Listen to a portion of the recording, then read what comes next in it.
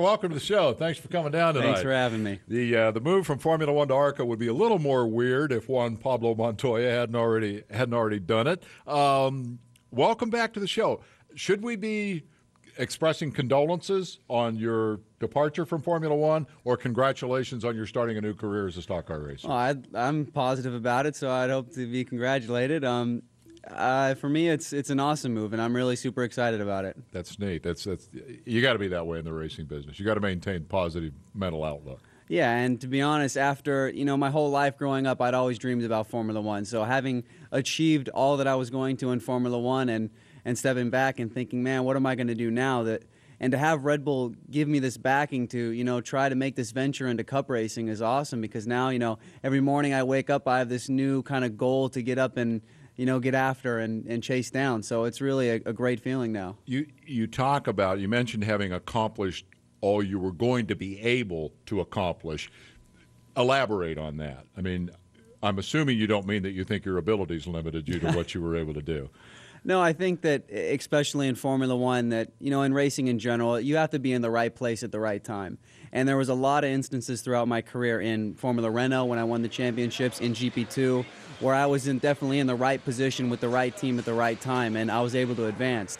Where I ended up in Formula One is a place where it didn't work out for me or the team. It just wasn't quite the right situation, and therefore it didn't advance any more than that. But it was certainly enough for me, and I feel so fortunate with all the backing from Red Bull that I've received to have made that jump and to have that experience under my belt, which is insurmountable. I couldn't possibly exchange that for anything. I don't want to beat this to death, but I do have an email I'd like to get your reaction to about your Toro Rosso situation. It says, "Hey, Scott, it was sickening the way you and Tonio were treated at Toro Rosso. I hope you're having more fun now. Best of luck in ARCA." It comes from Trish in Seattle. So how were you treated at Toro Rosso? And if you want to bash Gerhard Berger, go ahead, because he certainly took his chances to bash you. I mean, to be honest, it's water under the bridge for me. Obviously, the relationship I had with Gerhard in France wasn't the best one. They obviously felt like Tonio and I weren't doing a good enough job.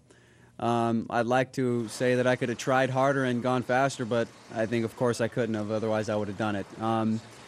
But very fortunately, Red Bull has never been questioning my abilities, and they've always been behind me 100%, and that's what I'm most fortunate for. And I have, a ton of respect, and I owe Red Bull, everything that I've accomplished so far in my career. Was it as we were talking before the show, you talked about the huge difference that you've seen already in this racing culture involving the technology and your opportunity to be involved with the technology. And we'll get into the fact that it's kind of low-grade technology in a little bit, but tell me what it's like in Formula One to sort of not be able to deal with that.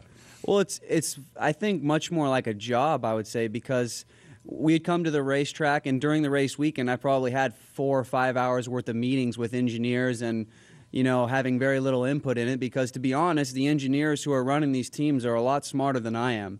These guys have, they're the best at what they do, and they're very, very intelligent people. So the way that the teams are structured, it's very, very professional and very methodical. So as a driver, the input we had to change wings or to try to change the performance of the car was very limited. We could change, the normal setup things like springs and bars, but these amounted to maybe a few tenths if you really got it good, opposed to getting it really bad. So it was really not much you could do. And so from that standpoint, it's a bit frustrating to be a driver in that sport, because you're so limited for what you can do personally. Are you done with Formula One? I mean, you obviously have a continuing relationship with Red Bull, friends with Dieter Mateschitz, the owner of the company. They have a high profile in Formula One. Are you maintaining the hope that someday you could work your way back there, or have you changed your focus? No, and to be honest, I probably passed up a few opportunities to continue in the sport, whether it wasn't in a racing seat or a testing seat.